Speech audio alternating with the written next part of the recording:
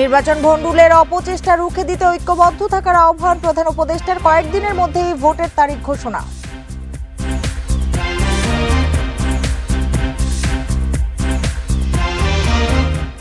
আগের চেয়ে বেশি ঘুষ লেনদেন হচ্ছে, অভিযোগ ফখরুলের। ব্যাংক খাতের ৮০% অর্থ নিয়ে গেছে বিগত সরকার, জানালেন অর্থ উপদেষ্টা।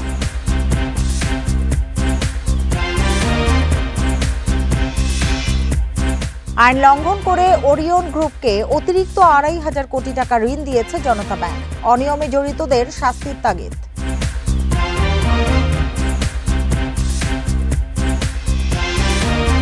বিমান দুর্ঘটনায় আরও ২ জনের মৃত্যুতে নিহতের সংখ্যা বেড়ে ৩৫। বার্ন ইনস্টিটিউটে চিকিৎসাধীন ৩৬ জনের মধ্যে আশঙ্কাজনক ১৩।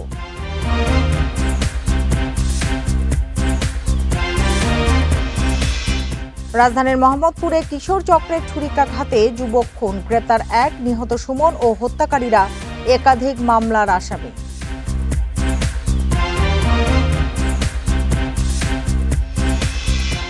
আমন্ত্রণ বিরতিহীন রাত ৯টায় বাংলাদেশে। আপনাদের সঙ্গে আছে আমি সুমনা সিমি। এতক্ষণ জানাচ্ছিলাম শিরোনামগুলো, এবার জানাবো পুরো খবর।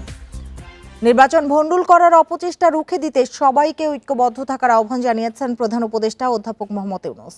অভ্যুত্থানের সব শক্তি মিলে একটি সুন্দর নির্বাচন করতে না পারলে এই সুযোগ হাতছাড়া হয়ে যাবে বলেও মন্তব্য করেছেন তিনি। রাষ্ট্রীয় অতিথি ভবন যমুনায় ১৪টি রাজনৈতিক দল ও জোটের প্রতিনিধিদের সঙ্গে বৈঠকে মন্তব্য করেন প্রধান উপদেষ্টা। এদিকে বৈঠক শেষে ১২ দলীয় জোটের প্রধান মোস্তফা জামাল হায়দার জানান, আগামী ৪ থেকে ৫ দিনের মধ্যে জাতীয় নির্বাচনের তারিখ ঘোষণার আশ্বাস দিয়েছেন প্রধান উপদেষ্টা। এনডিএম নেতা ববি হাজ্জাজ বলেন, সব দলকে একত্রিত হয়ে শিগগিরই জুলাই সনদ ও নির্বাচনের তারিখ ঘোষণার দাবি জানিয়েছে তার দল। সব রাজনৈতিক দলের সঙ্গে আলোচনা করে সিদ্ধান্ত নেওয়ার পরামর্শ দেওয়া হয়েছে। এ সময় ভাসানী জনশক্তি পার্টির চেয়ারম্যান বলেন, সরকারের মধ্যে আরেকটি সরকার রয়েছে, আইনশৃঙ্খলা বাহিনী আরও কার্যকর না হলে সুষ্ঠু নির্বাচন সম্ভব নয়।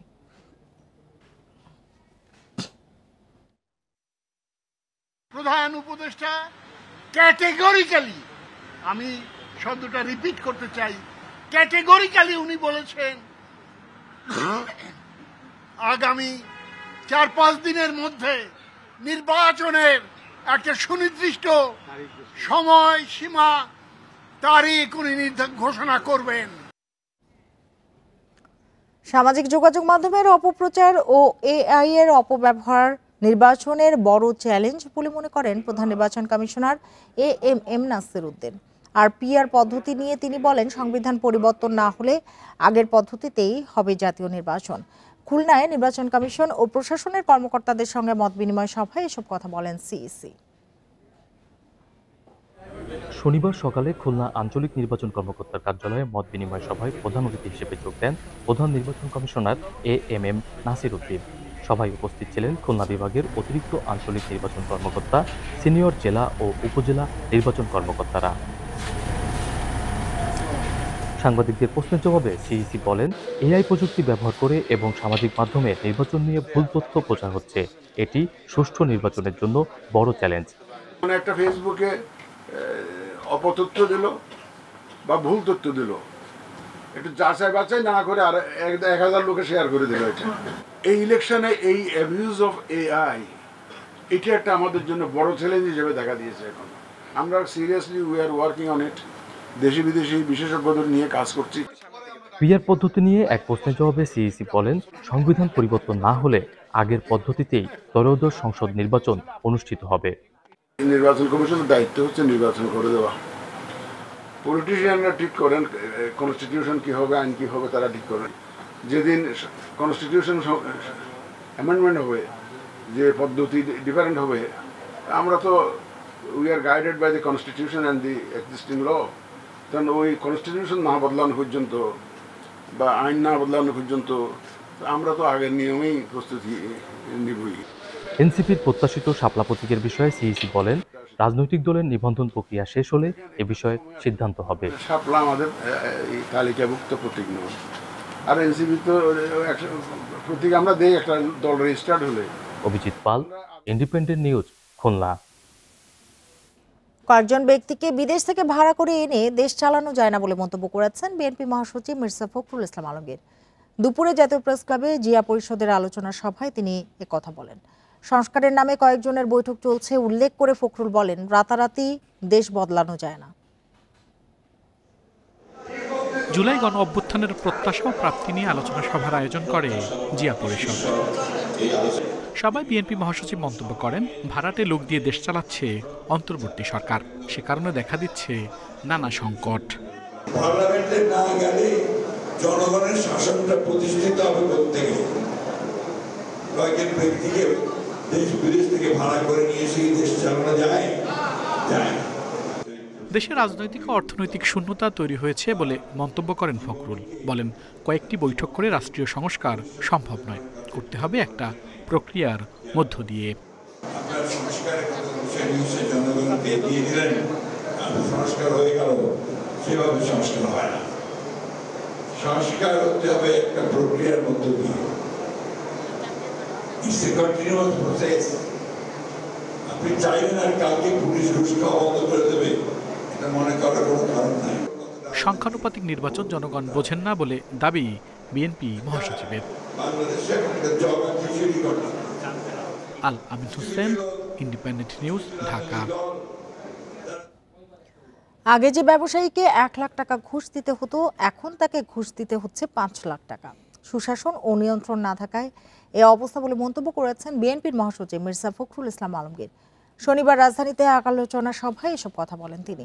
এ সময় অর্থ উপদেষ্টা বলেন, বিগত সরকার ব্যাংক খাতের 80% অর্থ নিয়ে গেছে, যা বিশ্বের ইতিহাসে বিরল।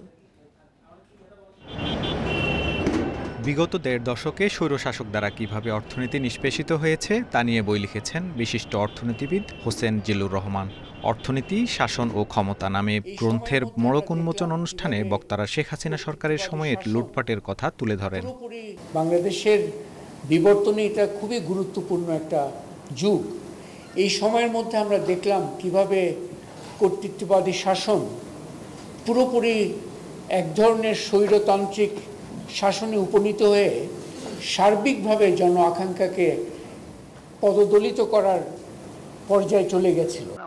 অনুষ্ঠানে অর্থ উপদেষ্টা বলেন, গত বছরের আগস্টে যখন অন্তর্বর্তী সরকার দায়িত্ব নেয়, তখন দেখা গেছে ব্যাংক খাতের 80% অর্থ নিয়ে গেছে, যা বিশ্বের ব্যাংকিং খাতের ইতিহাসে বিরল। পৃথিবীর কোনো দেশে এরকম অর্থনৈতিক বিপর্যয় আমি দেখে নাই। ব্যাংকের 80% টাকা নিয়ে চলে গেছে চেয়ারম্যান সাহেব। ধরেন 20,000 কোটি টাকা আউটস্ট্যান্ডিং, 16,000 কোটি টাকা নাই। এ সময় বিএনপির মহাসচিব মির্জা ফখরুল ইসলাম আলমগীর বলেন, সরকারে কোনো জবাবদিহিতা না থাকায় দুর্নীতি বেড়েছে বহুগুণে। ডোনাল্ড ট্রাম্পের শুল্ক আরোপ সামনে বড় বিপদে ফেলতে পারে বলেও মনে করেন তিনি। আগে ঘুষ দিতাম 1 লাখ টাকা, এখন দিই 5 লাখ টাকা। পুলিশের কোনো পরিবর্তনই হয়নি, বরঞ্চ তারা আরো সুযোগ নিয়ে যে একবার বলে যে মিলিটারির কাছে যাও, আরেকবার বলে যে কোর্টে যাও।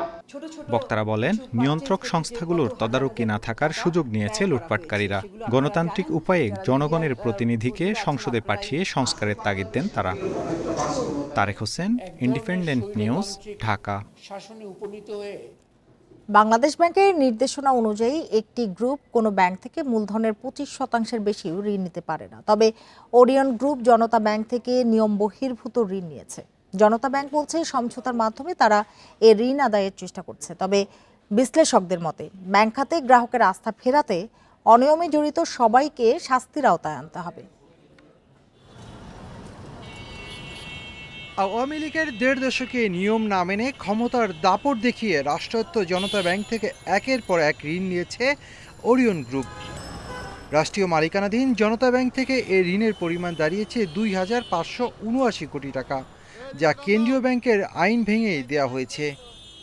জনতা ব্যাংকের এই শাখা থেকে ঋণের ছড়াছড়ি। ওরিয়ন অয়েল অ্যান্ড শিপিংয়ে ঋণ 1200 কোটি টাকা, সোনারগাঁ পাওয়ার 302 কোটি টাকা, মেঘনাঘাট পাওয়ার 98 কোটি টাকা, ডিজিটাল পাওয়ার 210 কোটি টাকা, আর ওরিয়ন ইনফিউশনের ঋণ রয়েছে 93 কোটি টাকা। তবে এসব ঋণ আদায়ে তেমন অর্জন নেই জনতা ব্যাংকের। যে বড় বড় খেলাপি যেগুলো, সেই সমস্ত থেকে ঋণ আদায় করা রাতারাতি কিন্তু সম্ভব না। আমরা বিভিন্ন ধরনের টুলস যেগুলো আমাদের হাতে আছে, সবগুলো টুলস আমরা ইউজ করছি, সেভাবে এগিয়ে যাচ্ছি এবং একটা কনসোর্টিয়াম করে দেওয়া হয়েছে বড় ঋণটা আদায়ের ক্ষেত্রে, সেটা কাজ করছে। তো এই জায়গাগুলোতে কাজ একটু সময় সাপেক্ষ, আমরা আশাবাদী যে সেখান থেকে তার রেজাল্ট পাবো। বাংলাদেশ ব্যাংকের নিয়ম অনুযায়ী কোনো ব্যবসায়িক গ্রুপ তার মূলধনের 25% পর্যন্ত ঋণ নিতে পারে। ওরিয়ন গ্রুপ সেই সীমা অতিক্রম করে প্রায় 18 গুণ ঋণ নিয়েছে জনতা ব্যাংক থেকে। তবে 2026 সাল পর্যন্ত ঋণ শোধের সময় পেয়েছে ওরিয়ন। বড় বড় শীর্ষ খেলাপি রয়েছে অনেক, কিন্তু শীর্ষ খেলাপিরাও যদি তাদের প্রতিষ্ঠান চালু রাখে এবং সেই প্রতিষ্ঠানে যারা কর্মরত তারা তো এদেশের খেটে খাওয়া মানুষ, তাদের কথা তো বাংলাদেশ ব্যাংক ইগনোর করতে পারে না। এই কারণে যুক্তিসঙ্গত সময়ে টাইম এক্সটেন্ড করাচ্ছে, কিন্তু ওই ব্যাংকগুলোর বোর্ডকে কন্টিনিউয়াসলি মনিটর করা হচ্ছে যে এই ঋণগুলো যাতে কোনো প্রকার ডাইভারশন না হয়। খেলাপি যারা হয়েছে বেশিরভাগই কিন্তু যারা অর্থবান ব্যক্তি, তাদের কাছেই কিন্তু ঋণের সিংহভাগটা কিন্তু তাদের কাছেই আছে। কাজেই এই ঋণটাকে আদায় করার জন্য তার জন্য আইনগত বা ব্যবস্থাগত যে ধরনের পরিবর্তন করা দরকার সেগুলোকে দ্রুততার সঙ্গে করে যাতে আদায় করা যায়।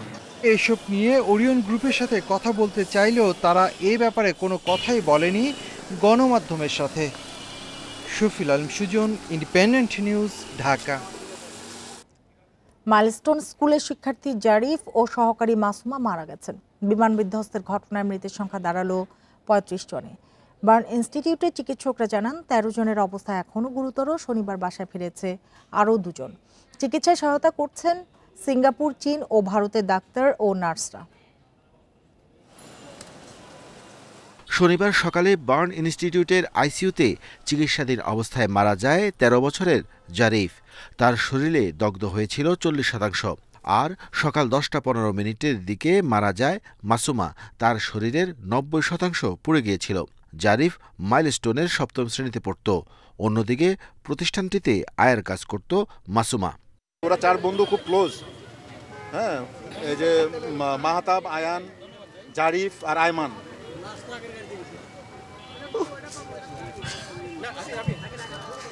ওই শ্বাসনালীতে সমস্যা, ইনফেকশন করছিল। ডাক্তার অনেক সাহস দিয়েছিল যে ও ভালো হয়ে যাবে। স্বজনেরা বলছেন এমন মৃত্যু মেনে নেওয়া কঠিন। কেউ যেন এমন কষ্ট পেয়ে মারা না যায়। নিহতদের চিকিৎসা বিনামূল্যে হচ্ছে বলে জানান তারা। সেনাবাহিনীর একটা ভিডিও আছে, আমার ওয়াইফের ভ্যানগাড়ি দিয়ে নিয়ে বাংলাদেশ মেডিকেলের থেকে আবার এনে ঢাকা বাহান ইউনিটিতে আসে ইমার্জেন্সিতে ওনাকে আমরা পেয়েছিলাম, তখন উনি একটু কথা বলতে পারতো। শনিবার সকালে বার্ন ইনস্টিটিউটে চিকিৎসাধীন আয়ান খান ও রাফসিকে ছাড়পত্র দেওয়া হয়। আয়ান খান ও রাফসি দুজনেই 6ষ্ঠ শ্রেণীর ছাত্র। ক্রিটিক্যাল পেশেন্টের সংখ্যা এই মুহূর্তে 4 জন এবং সিভিয়ার পেশেন্টের সংখ্যা 9 জন। ক্রিটিক্যাল সেগুলোর ব্যাপারে আমরা প্রতি মুহূর্তেই আমরা যে কোনো নিউজ পাওয়ার জন্য রেডি থাকি। আমরা সবসময় তাদের ব্যাপারে তাদের যারা আত্মীয় স্বজন আছে তাদের সঙ্গে সবসময় কথা বলি। আহতদের উন্নত চিকিৎসায় সিঙ্গাপুর থেকে 3, ভারত থেকে 2, চীন থেকে 3 ডাক্তার সহ নার্সরা এসেছেন। স্থানীয় ডাক্তাররা তাদের সাথে পরামর্শ করে চিকিৎসা দিচ্ছেন রোগীদের। Arafatur Rahman, Independent news, Dhaka. হবিগঞ্জে পুলিশ হত্যার দায়ে অভ্যুত্থানকারী ছাত্র জনতার উপর চাপানো হচ্ছে বলে অভিযোগ করেছেন এনসিপির আহ্বায়ক নাহিদ ইসলাম। দুপুরে মৌলভীবাজারে জুলাই পদযাত্রা উপলক্ষে পথসভায় এ মন্তব্য করেন তিনি। নাহিদ বলেন, কোটা সংস্কার আন্দোলন শান্তিপূর্ণ ছিল, কিন্তু হামলা চালিয়ে তা অভ্যুত্থানের রূপ নিতে বাধ্য করে ফ্যাসিস্ট শেখ হাসিনা। এনসিপি নেতা বলেন, দেশের নতুন সংবিধান প্রয়োজন, যেখানে মানবাধিকারের কথা থাকবে। তার অভিযোগ, নতুন সংবিধানের দাবির বিপক্ষে অবস্থান নিয়েছে বিভিন্ন রাজনৈতিক শক্তি। তবে পুরনো আইনে দেশ পরিচালনা করতে দেয়া হবে না বলে হুঁশিয়ারি দেন নাহিদ ইসলাম। পরে শ্রীমঙ্গলে যান এনসিপি নেতাকর্মীরা। সেখানে মত বিনিময় সভা শেষে কিশোরগঞ্জে পদযাত্রা ও সভা করবে দলটি। যেখানে পুলিশ হত্যাকে প্রমিনেন্ট করে তোলা হচ্ছে, এই পুলিশ হত্যার দায় আমাদের অভ্যুত্থানকারী ছাত্র জনতাকে দেওয়ার প্রচেষ্টা করা হচ্ছে। কোটা সংস্কার আন্দোলন ছিল শান্তিপূর্ণ আন্দোলন। শেখ হাসিনার পুলিশ ছাত্রলীগ সন্ত্রাসী বাহিনী গুলি চালিয়ে বর্বরোচিত হামলা করে আমাদেরকে অভ্যুত্থানের দিকে নিয়ে যেতে বাধ্য করেছিল। এবার জানাবো খেলার খবর, আর শুরুতেই জানাবো শিরোনামগুলো। ঘরের মাঠে সিরিজ আয়োজনে নেপাল ও নেদারল্যান্ডসের সঙ্গে যোগাযোগ বিসিবির। দল নির্বাচনের মানদণ্ড ঠিক করবেন সভাপতি।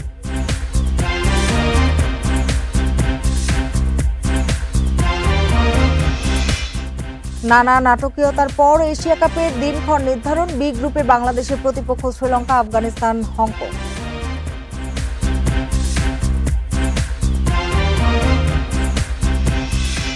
লম্বা বিরতিতে নেপাল বা নেদারল্যান্ডসের সাথে ঘরের মাঠে সিরিজ আয়োজন করতে আশাবাদী বিসিবি, এরই মধ্যে তাদের সাথে যোগাযোগ করা হয়েছে। এশিয়া কাপের সেরা প্রস্তুতি নিতেই এমন সিদ্ধান্ত। অন্যদিকে দল নির্বাচন নিয়ে বিতর্ক কমাতে মানদণ্ড ঠিক করে দিতে চান বিসিবি সভাপতি।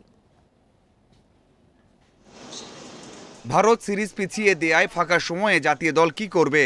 এশিয়া কাপের আগে কোনো সিরিজ কি খেলবে না? বিসিবির পরিকল্পনা ছিল দুইটি। কোনো দলকে পাওয়া না গেলে নিজেদের মধ্যে প্রস্তুতি ম্যাচ আয়োজন। নেপাল ও নেদারল্যান্ডসকে আমন্ত্রণ জানিয়েছে বিসিবি। মেজর বেশিরভাগ দেশই যার যার নিজস্ব স্কেজুল অনুযায়ী খেলছে, সেক্ষেত্রে হয়তো কেমন দল পাওয়া যাবে ব্যাপারে আমি নিশ্চিত নই, তবে পাওয়া যাবে আমি বিশ্বাস করি, এবং সেই চেষ্টাটা এখন চলছে যে এশিয়া কাপে যাওয়ার আগে যদি কয়েকটা ম্যাচ খেলা যায় বাইরের দলের সাথে খুব ভালো হবে। এবং সেটা যদি না হয় তাহলে হয়তো আমরা ঘরোয়াভাবেই সেকেন্ড বেস্ট টিম যেটা থাকে তার সাথে একটা সিরিজ হয়তো প্ল্যান করব। টি-20তে বাংলাদেশের বড় সমস্যা পাওয়ার হিটিং। যদিও তামিম, ইমন, হৃদয়রা আশা দেখাচ্ছেন আরও উন্নতির জন্য দ্রুতই দলের সাথে যোগ দেবেন পাওয়ার হিটিং কোচ। একজন পাওয়ার হিটিং কোচের ব্যাপারে আমরা আগ্রহী। আমরা আশা করছি যে একজন পাওয়ার হিটিং কোচ এই ক্যাম্পে আমাদের সাথে সংযুক্ত থাকবে। দেশে যদি আমরা ক্যাম্প করি, আমরা হয়তো প্রাথমিক ক্যাম্পটা হয়তো মিরপুরে হবে, কিন্তু এর বাইরে হয়তো আমরা হয় চিটাগাং কিংবা সিলেটে চলে যাব। গেল দুই সিরিজে দল নির্বাচন ও নির্বাচকদের ব্যাখ্যা নিয়ে সমালোচনা হয়েছে অনেক। বিসিবি সভাপতি সমাধান চান, দল নির্বাচনে ঠিক করতে চান মানদণ্ড। সিলেকশন প্রসেস একটা থাকা উচিত, তারপরে প্লেয়ারদের খেলার সুযোগ দেওয়ার একটা প্রসেস থাকা উচিত। সেই প্রসেস, সেই ফ্রেমওয়ার্কের মাধ্যমেই তাদের পারফরমেন্স করতে হবে। কেননা ওইটা যদি না থাকে তাহলে দিক বিদিক we will lose our direction. টানা দুই সিরিজ জয়ে এবার এশিয়া কাপে ভালো কিছুর আশা দেখছেন কর্তারা। Mazharul Islam, independent news. হারারেতে অনূর্ধ্ব 19 দলের ত্রিদেশীয় সিরিজের দ্বিতীয় ওয়ানডেতে সাউথ আফ্রিকাকে 1 উইকেটে হারিয়েছে বাংলাদেশ। 31 ওভার বাকি থাকতে 129 রানের লক্ষ্যে পৌঁছে যায় আজিজুল হাকিমের দল। টস জিতে ব্যাটিং নিয়ে সুবিধা করতে পারেনি প্রোটিয়ারা। টাইগার পেসারদের দাপটে বিধ্বস্ত টপ অর্ডার। শুরুর 3 উইকেটই নেন পেসার ফাহাদ।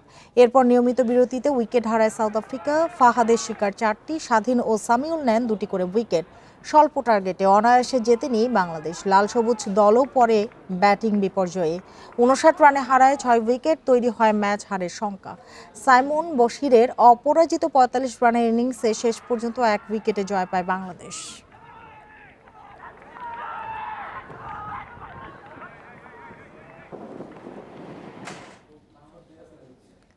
2025 এশিয়া কাপে চূড়ান্ত সূচি দিয়েছে এশিয়ান ক্রিকেট কাউন্সিল। সংযুক্ত আরব আমিরাতে মহাদেশীয় আসর শুরু 9 সেপ্টেম্বর, চলবে 28 সেপ্টেম্বর পর্যন্ত। প্রথমে সামাজিক যোগাযোগ মাধ্যম এক্স হ্যান্ডেলে বিষয়টি জানান এসিসি চেয়ারম্যান মহসিন নাকভি। এরপর পূর্ণাঙ্গ সূচি দেয় এসিসি। 8 দলকে ভাগ করা হয়েছে 2 গ্রুপে। বি গ্রুপে বাংলাদেশের প্রতিপক্ষ আফগানিস্তান, শ্রীলঙ্কা এবং ওমান। আর এ গ্রুপে ভারত, পাকিস্তান, সংযুক্ত আরব আমিরাত ও হংকং। 11 সেপ্টেম্বর টাইগারদের প্রথম ম্যাচ হংকংয়ের বিপক্ষে। এরপর 13 সেপ্টেম্বর শ্রীলঙ্কা ও 16 সেপ্টেম্বর আফগানিস্তানের বিপক্ষে নামবে লাল সবুজ। ভারত পাকিস্তান লড়াই 14 সেপ্টেম্বর। প্রতি গ্রুপের শীর্ষ 2 দল খেলবে সুপার 4 স্টেজ, যেখানে 3টি করে ম্যাচ খেলার সুযোগ পাবে দলগুলো। টি-20 ফরম্যাটে এবারের এশিয়া কাপ ম্যাচে 19টি। এর আগে 24 এপ্রিল ঢাকায় এসিসির বার্ষিক সভা অনুষ্ঠিত হয়, যদিও সেই সভা থেকে এশিয়া কাপ আয়োজনে কোনো আনুষ্ঠানিক ঘোষণা আসেনি।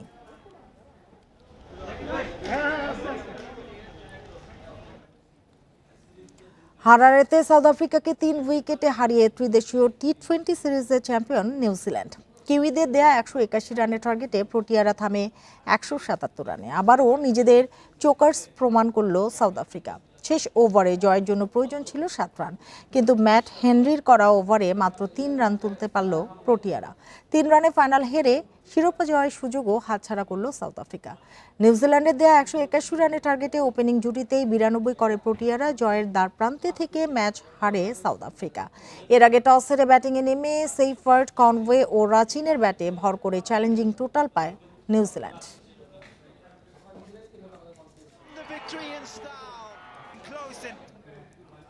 মালয়েশিয়ায় কার রেসিং এর সময় দুর্ঘটনায় আহত হয়েছেন বাংলাদেশের অভিক আনোয়ার। রেসিং বাংলাদেশে খুব একটা পরিচিত না, তবে গত কয়েক বছর ধরে অভিকের মাধ্যমে রেসিংয়েও বাংলাদেশের পতাকা উঠছে বিশ্বব্যাপী। মালয়েশিয়ার সেপাং ইন্টারন্যাশনাল সার্কিটে রেস 1-এ তার গাড়ি দুর্ঘটনায় পড়ে, তাকে মেডিকেল সেন্টারে চিকিৎসা দেওয়া হচ্ছে।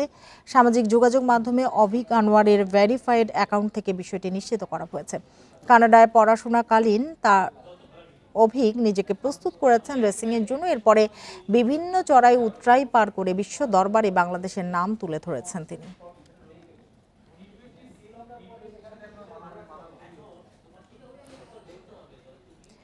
মেজর লিগ সকারে এক ম্যাচের জন্য নিষিদ্ধ হলেন লিওনেল মেসি। অলস্টার গেমে অংশ না নেয়ায় ইন্টার মায়ামি অধিনায়ককে এ শাস্তি দিয়েছে MLS কর্তৃপক্ষ। একই কারণে নিষেধাজ্ঞায় পড়েছেন তার ক্লাব সতীর্থ জর্দি আলবা। মেসি মানেই আলোচনার খোরাক। কিছুদিন আগে টানা 5 ম্যাচে জোড়া গোলের রেকর্ড গড়ে শিরোনামে আসেন। এবার অলস্টার গেমে না খেলায় এক ম্যাচ নিষিদ্ধ হয়ে আলোচনায় LM10।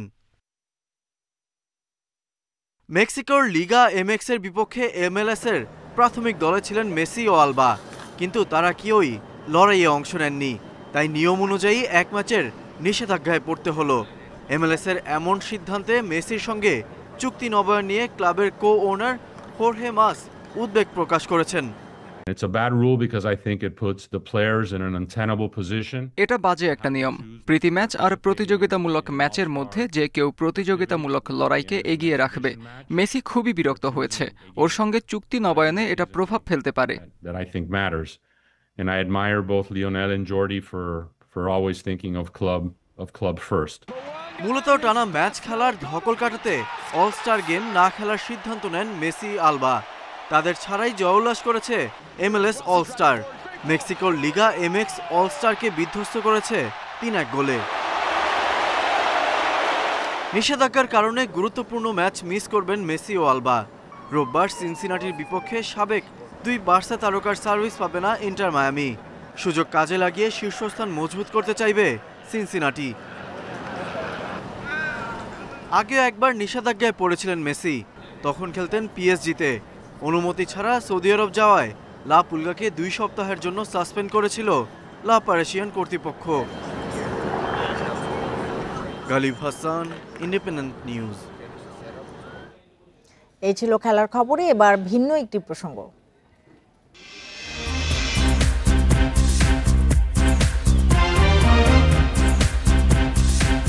মানুষের একাকিত্ব দূর করতে অস্ট্রেলিয়ার মেলবোর্নের অ্যান্ড্রোমিডা রোবোটিক্স তৈরি করেছে এক বিশেষ রোবট।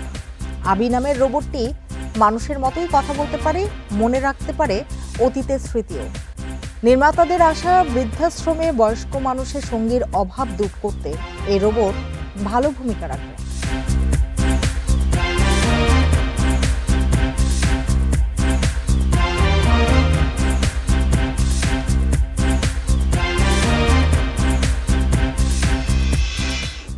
আর এ নিয়ে প্রতিবেদন থাকবে সংবাদের শেষ অংশে। চলে যাচ্ছি পরের খবরটিতে। রাজধানীর মোহাম্মদপুরে বেড়াতে গিয়ে বখাটে কিশোর চক্রের ছুরিকাঘাতে খুন হয়েছেন ফজলে রাব্বি সুমন নামে এক যুবক। এরই মধ্যে গ্রেপ্তার হয়েছে সানি নামে একজন। পুলিশ বলছে অন্তঃকোন্দলের জেরেই এ হত্যাকাণ্ড। নিহত সুমন ও হত্যাকারীদের বিরুদ্ধে একাধিক মামলা রয়েছে বলেও জানায় পুলিশ। শনিবার সকালে মোহাম্মদপুরে বোনের বাড়ি বেড়াতে আসেন ফজলে রাব্বি সুমন। স্বজনরা জানান দুপুরে ফোন পেয়ে ঘর থেকে বের হন। রায়ের বাজার বুদ্ধিজীবী স্মৃতিসৌধ এলাকায় ছুরিকাঘাত করে তারই পরিচিত সন্ত্রাসীরা, ছিনিয়ে নেয় মোবাইল ফোন। গুরুতর আহত অবস্থায় সুমনকে প্রথমে স্থানীয় একটি হাসপাতালে এবং পরে ঢাকা মেডিকেলে নেওয়া হয়। বিকেল 3টার দিকে মারা যান সুমন। পরিবারের দাবি এটি পরিকল্পিত হত্যা। একটা লোক আসছে আমার চিনে, বলতেছে এমন এমন তোমার ভাইরে না একজন আঘাত করছে। কি আঘাত করছে? আমার ভাবি দৌড় মাইরা বের হয়েছে। বের হওয়ার পরে আমি ওদিকে গেছি, যাওয়ার পর দেখি আমার ভাইয়ের রক্ত দিয়া পুরো বুদ্ধিজীবীর মাটি বইরা গেছে আমার বাইরে। মোবাইল জন্য টানাই করছে, মোবাইল দেয় নাকি পরে পোজ দিছে না, পোজ দেওয়ার পর রক্ত দিয়েছে, রক্ত জ্বলিয়ে আছে না, পরে মারা গেছে। ঘটনার পরপরই অভিযানে নামে পুলিশ। গ্রেপ্তার হন সানি নামে একজন। অন্তঃকোন্দল থেকে এ হত্যা ধারণা পুলিশের। যে মুন্না নামে আরেকজন কিশোর গ্যাংয়ের একজন সদস্য, সে এই হত্যাকাণ্ডটি ঘটাইছে। তো মুন্নার পিসিপির আমরা চেক করে দেখলাম যে মুন্নার নামে বিভিন্ন থানায় 5-এর অধিক মামলা রয়েছে। নিহত সুমনের এখন পর্যন্ত আমাদের হাতে প্রায় 10টির অধিক মামলা, বিভিন্ন মামলা। সেই তার নিজস্ব থানা বুরহানুদ্দিনে কয়েকটি মামলা আছে, ঢাকা শহরে মুগদা থানায়ও কয়েকটি মামলা আছে। স্ত্রী ও 2 সন্তান নিয়ে নারায়ণগঞ্জের সিদ্ধিরগঞ্জে একটি বাসায় ভাড়া থাকতেন সুমন। চাকরি করতেন একটি হার্ডবোর্ডের দোকানে। Nahid Kamal, independent news, Dhaka. খাগড়াছড়ির দীঘিনালায় ইউপিডিএফ ও জেএসএস কর্মীদের মধ্যে সংঘর্ষে 4 জন মারা গেছেন। রাতে দীঘিনালায় সিন্ধু কারবারি পাড়া এলাকায় এ ঘটনা ঘটে। দীঘিনালা থানার ওসি জানান, আধিপত্য বিস্তার নিয়ে শুক্রবার রাত 8:30টার দিকে সংঘর্ষে জড়ায় ইউপিডিএফ ও জেএসএস। এ সময় তাদের মধ্যে গুলি বিনিময় হয়। হামলায় অংশ নেয় ইউপিডিএফ কমান্ডার বিপ্লব চাকমা ও জেএসএস কমান্ডার জয়দেব চাকমার নেতৃত্বে 70 থেকে 80 জন। গোলাগুলিতে নিহত হন 4 জন। এ ঘটনায় পুরো এলাকায় থমথমে পরিস্থিতি বিরাজ করছে। নিহতদের পরিচয় এখনো জানা যায়নি, তবে সংঘর্ষে জড়িত থাকার কথা অস্বীকার করেছে ইউপিডিএফ।